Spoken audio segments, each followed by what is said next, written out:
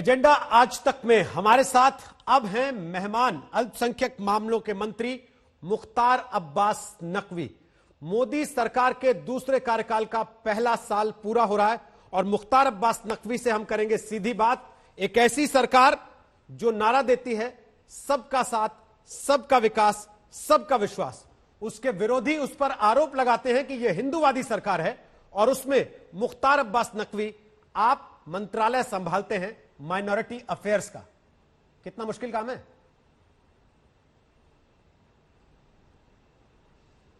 देखिए, कोई मुश्किल काम नहीं है जब प्रधानमंत्री नरेंद्र मोदी जी सबका साथ, सबका विकास, सबके विश्वास के संकल्प के साथ 130-35 करोड़ लोगों के सेहत की, सलामती की, सुरक्षा की और समृद्धि की के संकल्प के साथ, गारंटी के साथ काम कर रहे हैं। तो किसी भी मंत्रालय में जो हमारा सबसे पहले तो जो इस सरकार का संकल्प है समावेशी विकास, सर्वस्पर्शी सशक्तिकरण, और समावेशी विकास और सर्वस्पर्शी सशक्तिकरण के संकल्प के साथ ये सरकार जो मोदी 2 जिसे कहते हैं आप, मोदी जी की दूसरे कार्यकाल को कहे।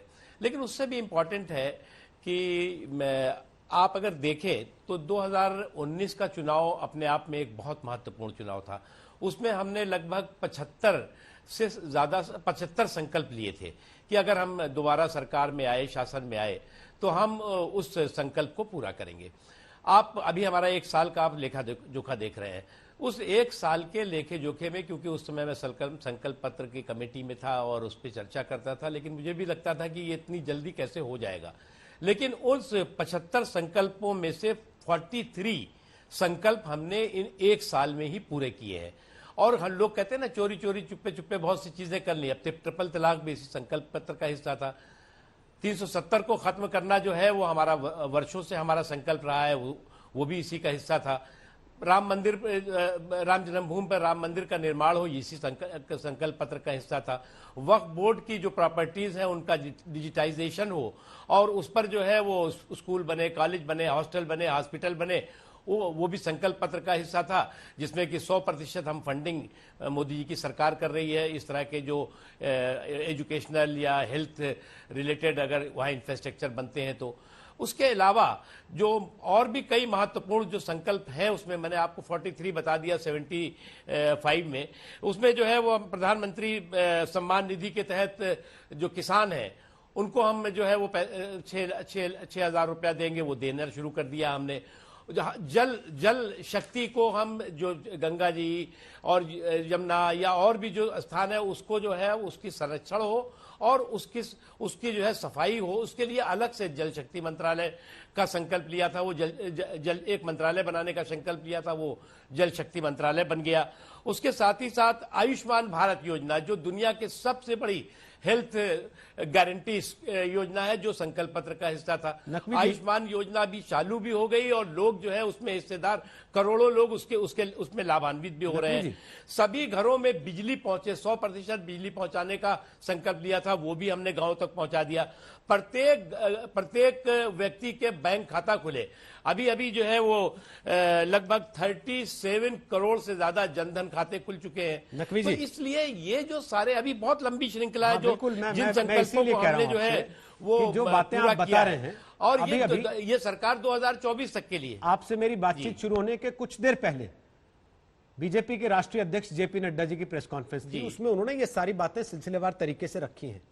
दूसरा, इनमें से ज्यादातर जो बड़े फैसले हैं उनसे जुड़े बड़े मंत्री, मुझे यकीन है आपको भी जानकारी है, आज एजेंडा आज तक का हिस्सा हैं, जिनसे उनके मंत्रालयों को लेकर हम सवाल पूछेंगे कि जो वादे आपने किए थे उनमें जो पूरे हुए उनकी स्थिति क्या है। आपके मंत्रालय को लेकर खासतौर पर, चाहे वो धारा 370 का मामला हो और उसके बाद जम्मू कश्मीर में मेजॉरिटी वर्सेस माइनॉरिटी वाले सवाल का मसला रहा हो, चाहे वो ट्रिपल तलाक का मामला हो, चाहे वो राम जन्मभूमि का मसला हो, चाहे वो सीएए का कानून हो, आपके लिए, मंत्रालय के लिए बड़ा व्यस्त साल रहा। उसके बाद भी आरोप यह लगा कि यह सरकार अपने एजेंडा को लेकर चल रही है, इसमें सबका विश्वास मिसिंग है। नहीं, मैं आपको जो बता रहा था तो आपको शायद मैं समझा नहीं पाया। यह संकल्प पत्र है, कोई काम भी हमने चोरी चोरी चुप्पे चुप्पे नहीं किया है। इसमें राम जन्मभूमि पर राम मंदिर का निर्माण हो, इसका भी संकल्प है हमारा। तो 370 का खात्मा हो, इसका भी संकल्प है। उसके अलावा जो है वो नागरिकता कानून का भी संकल्प है इसमें। ये तमाम 3 तलाक का भी संकल्प है। ये सारे संकल्प हमारे थे और उस संकल्प के आधार पर अभी तक तो कहा जाता था कि जो राजनीतिक पार्टियों के संकल्प पत्र या चुनाव घोषणा पत्र है वो तो फर्जी होते हैं, वो चुनाव खत्म और घोषणा पत्र जो है हजम। लेकिन ऐसा नहीं है। ये मोदी जी के शासनकाल में अगर आज जो है वो जो मोदी 2 सरकार है प्रचंड बहुमत के साथ जीती है, उस जिस समय एनडीए उस समय जीती थी 336 सीटें थी और 28% वोट था। आज जो है वो 352 और 45% से ज्यादा वोट मिलकर के दी। तो इन संकल्पों को हम 2024 तक पूरा करने का संकल्प लेके चल रहे हैं। अब आपने कहा कि ये जो सवाल है, ये सवाल मुसलमानों के सवाल नहीं है, ये देश का सवाल है। अगर जो है वो 370 जो कि जम्मू एंड कश्मीर के लोगों की 370 समस्याओं की जड़ थी, अगर उसका खात्मा होता है, उसके साथ जम्मू कश्मीर के लोग प्रगति की मुख्यधारा के हिस्सेदार भागीदार बनते हैं। पार्लियामेंट अधूरा कोई भी बिल पास करती थी एक्सेप्ट जम्मू एंड कश्मीर, चाहे वो सिविल बिल हो, चाहे वो क्रिमिनल कानून से जुड़ा हुआ हो, कोई भी बिल हो, या जो है वो किसानों के हितों से जुड़ा हुआ हो, मजदूरों के हितों से जुड़ा हुआ हो, महिलाओं के हितों से जुड़ा हुआ हो, वो सारे जो है कानून एक्सेप्ट जम्मू एंड कश्मीर लागू होते थे। आज ऐसा नहीं है। आज जब हम कानून पास करते हैं तो पूरे देश का कानून होता है वो। आज जो है वो 2 झंडे नहीं दिखाई पड़ते वहां पे। आज एक ही तिरंगा जो है वो पूरे देश में फहरा रहा है। ये अगर मसला केवल मुसलमानों का नहीं है, जैसा आपने खुद कहा अभी, मसला देश का है, मसला मुसलमानों का नहीं, आप ही का स्टेटमेंट है अभी का, तो फिर हमारे देश के संदर्भ में दुनिया भर की मीडिया और आपके अपने देश के मीडिया का एक तबका इस्लामोफोबिया का जिक्र बार बार क्यों करता है?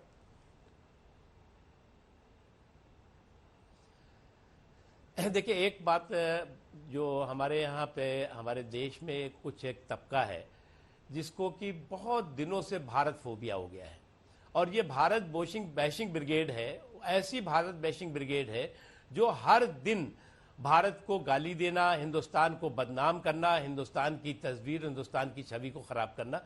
और अफसोस की बात है, इस देश में ही वो रहते हैं, इस देश में ही फल फूल रहे हैं, इस देश में ही जो है वो जितना भी पनप रहे हैं, लेकिन इस देश को बदनाम करने, इस देश की जो तस्वीर है उसको खराब करने में कोई कसर नहीं छोड़ते वो। 2014 से लेकर आज तक उनकी अगर आप हिस्ट्री देखें तो एक बहुत हिस्ट्री शीटर लोग हैं ये, और हर हिस्ट्री उनकी जो है वो देश के खिलाफ षड्यंत्रों और साजिशों से भरी हुई है। इसलिए जो है हमें कोई आश्चर्य नहीं, कोई इस पर जो है किसी तरह का जो है वो अजूबा नहीं हमें लगता, क्योंकि अगर आप देखें तो देश के लोगों का प्रधानमंत्री नरेंद्र मोदी जी पर यकीन और विश्वास। पहली बार आपने देखा होगा कि एक देश के प्रधानमंत्री लोगों से कहते हैं कि सब्सिडी छोड़ दो, और करोड़ों की संख्या में लोग सब्सिडी छोड़ देते हैं। उसकी वजह से करोड़ों जो है वो महिलाओं को, करोड़ों गरीबों को जो है गैस सिलेंडर मिल जाता है। प्रधानमंत्री कहते हैं, आह्वान करते हैं कि स्वच्छता का अभियान चलाओ। स्वच्छता का अभियान पूरे देश में एक मिशन बन जाता है, लोगों के लिए आंदोलन बन जाता है। गांव के गांव जो है वो खुले शौच से मुक्त हो जाते हैं। अभी अभी जो देखें आप, कोरोना काल में प्रधानमंत्री एक ऐलान करते हैं कि जनता कर्फ्यू होगा, दुनिया का अजूबा कर्फ्यू होगा जो जनता द्वारा कर्फ्यू लगाया गया हो। लोगों ने जो है उसको पूरे सम्मान के साथ, पूरे समर्पण के साथ उस जनता कर्फ्यू का पालन किया। तो ये चीजें, कुछ ऐसे लोग हैं जिनको ये हजम नहीं हो रही है, जिनको ये लग रहा है कि ये देश जो है वो समावेशी विकास के रास्ते पे क्यों जा रहा है, ये देश जो है वो हर समाज के हर तबकों में के आंखों में खुशी और जिंदगी में खुशहाली के लिए जो है ये सरकार काम क्यों कर रही है। सर, आप जिनको हिस्ट्री शीटर कह रहे हैं, मोदी जी पूरे देश ही नहीं बल्कि पूरी दुनिया में एक बड़े नेता के रूप में, एक सर्वमान्य नेता के रूप में, विश्व के नेता के रूप में स्थापित है। ये उनको आप हिस्ट्री शीटर कह रहे हैं नकवी जी, तो उन्होंने शुरू किया कि अब और तो कुछ चलेगा नहीं।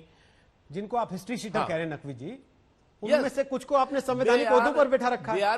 दिल्ली अल्पसंख्यक आयोग के अध्यक्ष ने बाकायदे लिखा कि जलजला आएगा, हिंदुस्तान के मुसलमानों के साथ जो हो रहा है, अरब देशों को हमने कह दिया तो जलजला आ जाएगा यहां पर। उस पर कानूनी कार्रवाई हुई, लेकिन वो अपनी बात से पीछे नहीं हटे। अभी आपने क्या कार्रवाई की उन पर? सरकार ने कुछ कार्रवाई की? देखिए एक बात आपको, आप नहीं, हम देखिए, हमारे वो दिल्ली सरकार के अपॉइंटी हैं।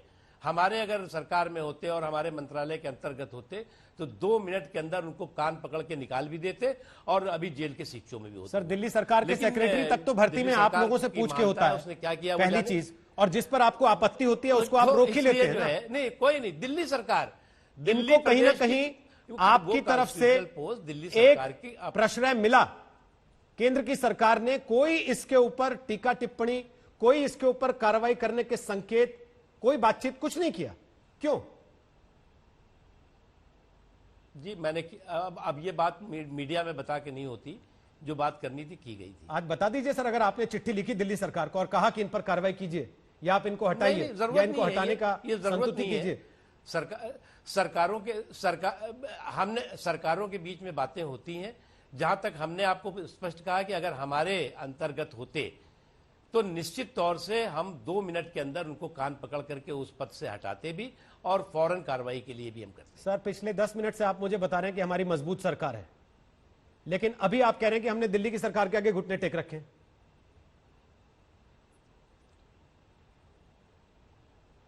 मुझे लगता है कि आप जो है या तो तय करके आए कि समझना नहीं है आप। नहीं सर, आप मुझे समझा दीजिए, मैं समझने को तैयार हूं। वाला काम कर रहे हैं। देखिए हम, हाँ सुन लीजिए ना। अब मैं बहुत, जिस स्कूल में आप अभी जो है वो शिक्षा ले रहे हैं, मैं वहां का हेडमास्टर रहा हूं, इसलिए बहुत अच्छी बात है सर। तो हेडमास्टर जी की तरह बता तो दीजिए, कम से कम कोशिश मत करिए, हमें भी समझा लीजिए सर। पहली बात सुनिए, पहली बात सुनिए। ये देश जो है, इस देश में फेडरल सिस्टम है। ये देश जो है वो संघीय ढांचे से चलता है, ये आप भी जानते हैं। और संघीय ढांचे में राज्य सरकारों की अपनी रिस्पॉन्सिबिलिटी है, केंद्र की अपनी रिस्पॉन्सिबिलिटी है। केंद्र को जहां एडवाइजरी देनी होती है वो एडवाइजरी देती ही है, और उस एडवाइजरी को जो है वो पब्लिक करना है कि नहीं करना है, वो उस एडवाइजरी के जो सीरियसनेस पर आधारित होता है। तो क्या आपकी एडवाइजरी को राज्य की सरकार ने दिल्ली की माना नहीं, या आपको भी लगा ठीक है जुलाई इत्यादि में इनका कार्यकाल खत्म होने के संकेत जो हैं वो तब तक इनको निपटने दिया जाए, अपने आप मामला ठंडा हो जाएगा तब तक? भैया मैंने आपसे एक बात आपसे कही, क्या मैं दिल्ली के चीफ मिनिस्टर को हटा सकते हैं क्या? क्या आप दिल्ली के जो है वो मंत्रियों को हटा सकते हैं क्या केंद्र सरकार? या जिनको वो अपॉइंट करने का जिनको अधिकार है वो हटाया जा सकता है? तो इसलिए इतनी छोटी सी बात आपकी क्यों नहीं समझ में आ रही है? चलिए मैं इससे आगे बढ़ जाता हूं, आप अगर अनकंफर्टेबल हैं इसके बारे में बताने से। कोरोना पर आपने तबलीगी जमात का जो विषय उठा उसकी कंफर्टेबल है हम, आपने उसकी तीखी आलोचना की, और उसके बाद आप अपने ही तबके के बहुत सारे लोगों के निशाने पर आ गए। उन्होंने कहा कि आपकी जुबान पर भले ही अल्लाह हो, लेकिन आप बात बजरंग दल की तरह करते हैं। क्या वाकई ऐसा है? ऐसा है कि वो ऐसा नहीं है कि बहुत से लोग नहीं है, वो इसमें 1-2 स्पॉन्सर्ड तबलीगी लोग हैं जो ये सब लिखते रहते हैं, और वो ऐसे लोग हैं जो कि बहुत एक्सपोज लोग हैं। उन्होंने जो है वो बहुत कुछ लोगों के लिए लिखा है, उसमें हो सकता है आपके भी लिए लिखा हो। तो इसलिए ये एक स्पॉन्सर्ड कार्यक्रम चल रहा था, एक प्रायोजित कार्यक्रम। लेकिन जहां तक सवाल है तबलीगी वाला, ये बात मैं आपसे फिर कहूंगा और बहुत ही मजबूती से कहूंगा कि तबलीगियों का जो गुनाह है वो तबलीगियों का गुनाह इस देश के, हिंदुस्तान के मुसलमानों का गुनाह न था, न है, न रहेगा। हाँ, तबलीगियों ने जो गुनाह किया है वो माफ करने लायक नहीं है और उसमें कानून अपना काम कर रहा है। लेकिन अफसोस की बात है कि तबलीगियों के इस क्रिमिनल एक्ट की वजह से आज जो है वो कोरोना का जो कहर है वो बहुत बुरी तरह से फैला। और यहाँ पे मान लीजिए हिंदुस्तान में, दिल्ली में 5,000, 6,000, 7,000 देशी और विदेशी थे, लेकिन वो पूरे देश में घूमे। उत्तर प्रदेश चले गए, बिहार चले गए, झारखंड चले गए, महाराष्ट्र चले गए, तमिलनाडु चले गए, केरला चले गए, कर्नाटका चले गए। पूरी जगह कोरोना कैरियर के तौर से वो घूमे और उन्होंने एक पूरी तरह से उसको स्प्रेड किया। और जिन लोगों ने आपने नाम बताया ना, तबलीगी जो अभी लिखा है, उसी ने लिखा कि ये कोरोना कैरियर नहीं है बल्कि कोरोना वॉरियर्स है। उसी जिसका नाम आप जिसके बारे में आप जिक्र कर रहे थे, उसी जो है वो तबलीगी प्रायोजित पत्रकार ने यह भी लिखा था कि वो कोरोना कैरियर्स नहीं है, वो तो कोरोना वॉरियर्स हैं, प्लाज्मा बांट रहे हैं। अरे भैया, किसने प्लाज्मा मांगा? 4 आदमी का फोटो खड़ा कर दिया। ये तो वही हो गया, प्रियंका गांधी जी ने जैसे 100 बसें खड़ी करके और फोटो खिंचवा लिया और कहा कि हम तो बस देना चाहते थे, योगी जी ले नहीं रहे थे, बाद में योगी जी को जो है वो बिल भेज दिया। तो इसी तरह से यहां भी था। तो मुझे लगता है कि ये सारी चीजें जो है वो बिल्कुल एक क्रिमिनल एक्ट था और उस पर कानून अपना काम कर रहा है और उसमें जो चीजें उभर के आ रही हैं, निकल के आ रही हैं, वो बहुत चौंकाने वाली है। आप कह रहे हैं कानून अपना काम कर रहा है, चार्जशीट फाइल हुई हैं, एजेंसियां सक्रिय हैं, लेकिन एक मान्यता जो बन रही है देश में वो ये है कि मौलाना साद पर कार्रवाई को लेकर सरकार के भीतर ही अलग अलग डायरेक्शन में हैं चीजें। क्या वाकई ऐसा है कि मौलाना साद के कद को देखते हुए या तबलीगी जमात का जो पूरा तबका है उसकी ताकत को देखते हुए सरकार उन पर हाथ डालने से रुक रही है, बच रही है? देखिए, ये सरकार जो है इकबाल की सरकार है, ईमान की सरकार है और इंसाफ की सरकार है। पहली बात, एक बात समझ लीजिए, डायरेक्शन यहां पर एक ही है और वो डायरेक्शन जो है वो प्रधानमंत्री नरेंद्र मोदी जी देते हैं और उस मंत्रिमंडल के साथ बैठ करके तय करके देते हैं। इसलिए जो है वो पिछली बातों को आप भूल जाइए। आज जो है अगर प्रधानमंत्री पद की गरिमा है, आज जो है वो एक सरकार का जो है इकबाल है, तो वो जो है वो पिछले जो सरकारों में कि अलग अलग डायरेक्शन चलते थे, या यहाँ पे वो कोई डायरेक्शन नहीं चलता है। यहाँ पर एक ही डायरेक्शन चलता है, गांव, गरीब, किसान, कमजोर तबकों की रक्षा और सुरक्षा।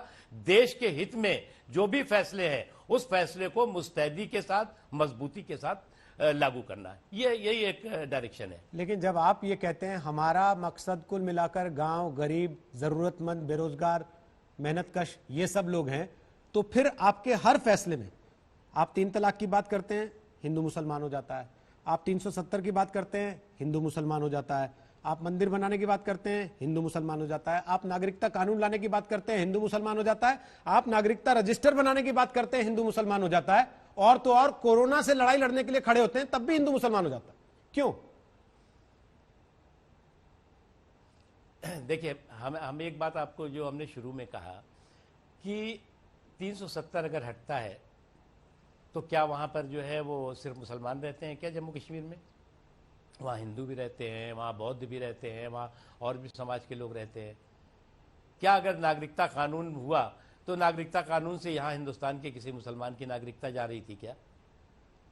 या 3 तलाक खत्म किया गया, 3 तलाक की जो कुप्रथा है उसको खत्म किया गया, तो उससे किसी को क्या आपत्ति या क्या नुकसान हो सकता है? इसलिए मुझे लग रहा है कि क्योंकि इस पे किसी के पास तर्क नहीं है और इसीलिए जो है वो कहा जा सकता है कि तर्कों की कंगाली लोगों को कुतर्कों का मवाली बना चुकी है और जो लोग तर्कों की कंगाली से जूझ रहे हैं वो कुतर्कों के मवाली की तरह इस तरह की हरकतें करते हैं। और अगर उनकी हरकतों को आप देखें तो उनके पास किसी भी तथ्य और तर्क कोई भी नहीं है। पार्लियामेंट में आपने डिबेट किया, 370 पे आपने क्या कहा, नागरिकता कानून पे आपने क्या कहा, मैं तो पार्लियामेंट्री अफेयर मिनिस्टर के तौर से तक कभी इन्होंने जो है उसकी मुखालफत नहीं की। बाद में जो है वो कुछ अपना इसमें कि साहब हम ये चाहते हैं अमेंडमेंट हो जाए, ये अमेंडमेंट हो जाए। जो नागरिकता कानून है वो जो है वो ज्वाइंट सेलेक्ट कमेटी में गया, ज्वाइंट सेलेक्ट कमेटी में सारी पार्टियां थीं, सारी पार्टियों ने जो सुझाव दिए उसके आधार पर नागरिकता कानून पास हो गया। अब उसमें जो है जब उन्हें लगा तो उनको लगा कि इसमें तो कुछ दम है नहीं, तो अब उन्होंने कहा कि जब इसके अलावा जो है वो एनआरसी आ जाएगा इसके बाद। अरे भैया, जब आ जाएगा तब उसके बाद चर्चा करना। अभी तुमने जो है जिसकी कोई चर्चा नहीं हुई है, ना पार्लियामेंट में हुई है, उस पर आप जो है कहते हो जो आ जाएगा वो तुमको खा जाएगा।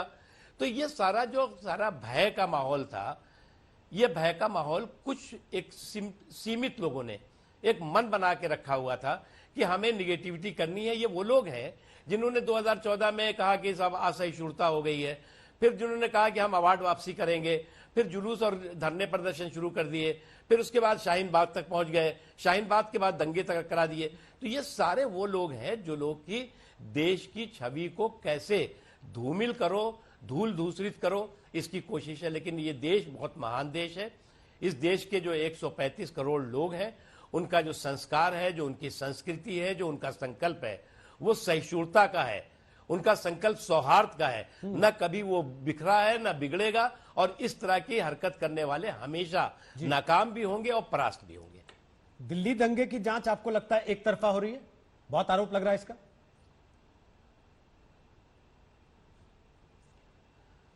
देखिए एक बात, अब क्योंकि जो चीज जांच हो रही हो, कुछ सब्सिडीज भी है उसमें, लेकिन इतना मैं जरूर कह सकता हूं आपको इशारों में कि दिल्ली के दंगों के जो दबंग हैं उन तक कानून का हाथ जरूर पहुंचेगा और कानून के दायरे में ऐसी सजा मिलेगी कि आगे इस तरह की हरकत करने में उनकी रूह भी कांप जाए।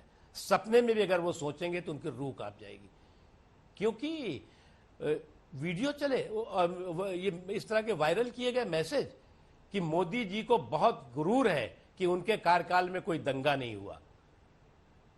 कांग्रेस के शासनकाल में जो है मलियाना हुआ, मेरठ हुआ, भिवंडी हुआ, भागलपुर हुआ, क्या क्या हुआ, 5000 से ज्यादा बड़े दंगों का इतिहास था।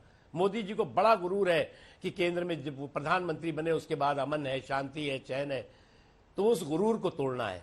ये आपने भी देखा होगा ये वीडियो, और ये वायरल किया गया, और किस करने वाले लोगों तक पहुंचेगा सब कुछ। इसलिए मैं इतना ही कह सकता हूं कि कानून बहुत मजबूती के साथ अपना काम कर रहा है, और इस दंगों के जो दबंग है, इस दंगों की जो साजिशी सिंडिकेट है, वो बचेगा नहीं। लेकिन आपकी बात से ऐसा लग रहा है आपका इशारा कांग्रेस की तरफ है, और पुलिस की जांच ने जिस पूर्व पार्षद को नामजद किया है वो आम आदमी पार्टी के पार्षद हैं।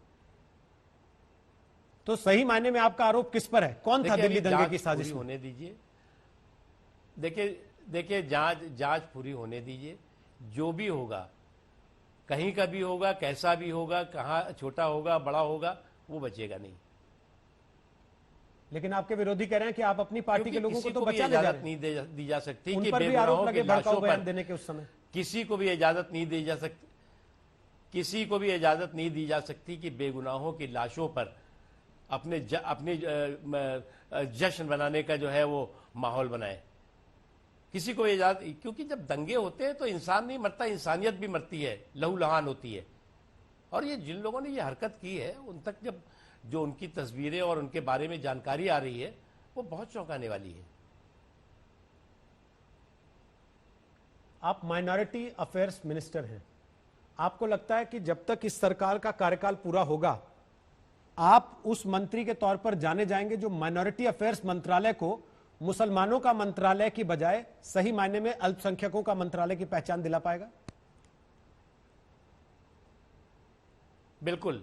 देखिए, हमने ये 6 नोटिफाइड माइनॉरिटीज है। वैसे तो ये मंत्रालय हमें विरासत में मिला है। 2006 में कांग्रेस पार्टी के शासनकाल में ये मंत्रालय बना था, और उसको जो है वो 1 साल तक तो दफ्तर ढूंढते रहे, दफ्तर किसी तरह से मिला। उस वक्त जो है वो उन्होंने जो है वो शुरुआती दौर में शायद 2000 करोड़ या कुछ 200 करोड़ या कुछ इस तरह का बजट करा। आज जो है वो मोदी जी के शासनकाल में 5000 करोड़ से ज्यादा का बजट है। एक तो ये, दूसरी ये कि आज जो नोटिफाइड माइनॉरिटीज हैं उसमें जैन भी है, पारसी भी हैं, बौद्ध भी है, सिख भी हैं, मुस्लिम भी है और क्रिश्चियन भाई भी हैं। जितने भी चाहे वो स्कॉलरशिप दी गई हो, सबको बराबर से उसका लाभ हुआ है। उसमें सिख भाइयों को भी हुआ है, क्रिश्चियन भाइयों, अगर हमने 4.25 करोड़ पिछले 5 सालों में स्कॉलरशिप दी है तो बराबर से जो जनसंख्या है उसके हिसाब से ज्यादा ही उनको मिला है जो समाज के और लोग भी है। उसके साथ ही साथ अगर आप केंद्र सरकार में नौकरियों का देखें तो केंद्र सरकार की नौकरियों में अल्पसंख्यकों की भागीदारी, उसमें खासतौर से मुस्लिम है, बौद्ध है, क्रिश्चियंस हैं, उनकी भागीदारी जो है वो लगभग 4.5% थी, आज 10% हो गई। यानी बराबर से अल्पसंख्यक समाज को प्रगति की हिस्सेदारी भागीदारी मिली है और वो बराबर के हिस्सेदार भागीदार बने हैं। अल्पसंख्यकों में जिस तरह के हुनर के उस्ताद होते हैं, दस्तकार होते हैं, शिल्पकार होते हैं, कारीगर होते हैं, वो बौद्ध समाज में आप देखेंगे, मुस्लिम समाज में भी आप देखेंगे, और भी जो समाज के लोग हैं हर जगह के होते हैं, पारसी समाज में है, हर जगह पर वो उनकी लुप्त हो गई थी वो कला। उस कला को मौका मार्केट मिल सके उसके लिए हुनर हाट का आयोजन किया गया। पिछले जो है वो 4 सालों में 5 लाख से ज्यादा इस तरह के हुनर के उस्तादों को रोजगार के मौके दिए गए। अब जब आप सारे अल्पसंख्यकों का पूरा डेटा देखते हैं, किसको क्या दे रही है सरकार, किसके लिए क्या कर रही है और किसके लिए क्या किया गया अभी तक, आपको लगता है वाकई आपके पहलों की सरकारों ने मुसलमानों का तुष्टीकरण किया? जी देखिए, मैं पहली बात तो ये है कि ये मिनिस्ट्री ऑफ मुस्लिम अफेयर्स नहीं है, ये मिनिस्ट्री ऑफ माइनॉरिटी अफेयर्स है। लेकिन कांग्रेस पार्टी ने इसको मिनिस्ट्री ऑफ मुस्लिम अफेयर बना रखा था। तो वो एक समस्या जो आपका सवाल है वो जायज है, इसलिए उस सवाल पे मुझे कोई आपत्ति नहीं है। लेकिन माइनॉरिटी अफेयर्स का मतलब ये है कि जो नोटिफाइड माइनॉरिटीज हैं और हम उनको इक्वल अपॉर्चुनिटी के संकल्प के साथ हम कि सभी को इक्वल अपॉर्चुनिटी मिलनी चाहिए। अगर जो है वो मकान जो है वो प्रधानमंत्री नरेंद्र मोदी जी ने मकान दिए, जैसे मेरे पास जो डाटा है उसमें मैं आपको इतना बता सकता हूं कि मकान लगभग जो है वो 2 करोड़ गरीबों को मकान दिए गए, उसमें 31% जो है वो अल्पसंख्यक हैं। उसमें अल्पसंख्यक में सिर्फ मुस्लिम नहीं है, मुस्लिम भी है, क्रिश्चियन भाई भी हैं, सिख भाई भी है और भी जो अल्पसंख्यक है। उसी तरह से 6 लाख गांवों को, जो पूरे गांव हैं उनको पूरा किया गया, बिजली पहुंचाई गई। उसमें जो है वो 39%, हाँ यहां मैं कह सकता हूं कि ये ज्यादातर वो गांव है जो मुस्लिम बाहुल थे, जहां पे कि पिछली सरकारों ने अंधेरे में उनको रखा हुआ था। इनमें जो है वो 39% जो है वो बिजली जो पहुंची है वो ऐसे गांव में पहुंची है। उसके अलावा 22 करोड़ किसानों को किसान सम्मान निधि दी गई। आपको जानने मालूम होगा कि बहुत गरीब अल्पसंख्यकों में एक ऐसे किसान है जो बहुत गरीब है, जो धनाढ्य वाले नहीं है, उनको भी जो है वो 30% से ज्यादा इसका लाभ हुआ है। 3 करोड़ महिलाओं को जो उज्ज्वला योजना के तहत लाभ हुआ, गरीबी है उनके यहाँ, गुर्बत है, और गुर्बत में उनको हर जगह पे, हर स्तर पे उनको फायदा हो और उसका लाभ मिले, बिना भेदभाव के मिले। Development without discrimination, empowerment without appeasement, बिना तुष्टीकरण के सशक्तिकरण और बिना भेदभाव के विकास, इस संकल्प के साथ मोदी जी ने काम किया। और प्रधानमंत्री जी ने जिस सरकार की आप बात कर रहे हैं, मोदी 2 कार्यकाल की, उस वक्त उन्होंने जब सेंट्रल हॉल में जो है वो संविधान के सामने सर झुका करके, मत्था टेक करके कहा था कि जिसने हमें वोट दिया वो भी मेरा है, जिसने हमें वोट नहीं दिया वो भी मेरा है। हमें 130 करोड़ हिंदुस्तानियों की आंखों में खुशी, उनकी जिंदगी में खुशहाली देखना है, और हम सबका साथ, सबका विकास और सबके विश्वास के रास्ते पे चलना है। और उस रास्ते पे आज सरकार चल रही है, और इस बात का एहसास तमाम लोगों को। इसलिए कभी भी आपने जो है वो, जो भी किसी भी पार्टी के हो, मैं नाम नहीं लेना चाहता, किसी ने ये नहीं आपसे कहा होगा कि साहब ये शिक्षा में भेदभाव हो रहा है, रोजगार में भेदभाव हो रहा है, या जो है वो किसी तरह से और किसी क्षेत्र में भेदभाव हो रहा है। कोई नहीं सवाल करता। ठीक, आज तक मैंने नहीं देखा कि कोई जुलूस निकाल रहा हो कि साहब रोजगार में अल्पसंख्यकों के साथ भेदभाव किया जा रहा है, कोई जुलूस निकाल रहा हो कि शिक्षा के क्षेत्र में। भैया 73% ड्रॉप आउट रेट था अल्पसंख्यकों का जब मोदी जी आए हैं। आज जो है वो 32% रह गया, जिसे 4 सालों में 0% करेंगे। ठीक, बहुत बहुत धन्यवाद। एक संकल्प है, इस संकल्प के साथ ये सरकार काम कर रही है जी, समावेशी विकास के संकल्प के साथ। बहुत बहुत धन्यवाद मुख्तार अब्बास नकवी आज तक से बात करने के लिए। अल्पसंख्यक मामलों के मंत्री मुख्तार अब्बास नकवी, वो ये कह रहे हैं कि मंत्रालय उनका अल्पसंख्यकों का मंत्रालय है, केवल मुसलमानों का मंत्रालय उसको पिछली सरकार ने बना दिया था, जिस छवि को तोड़ने की कोशिश वो और नरेंद्र मोदी की सरकार लगातार कर रही है।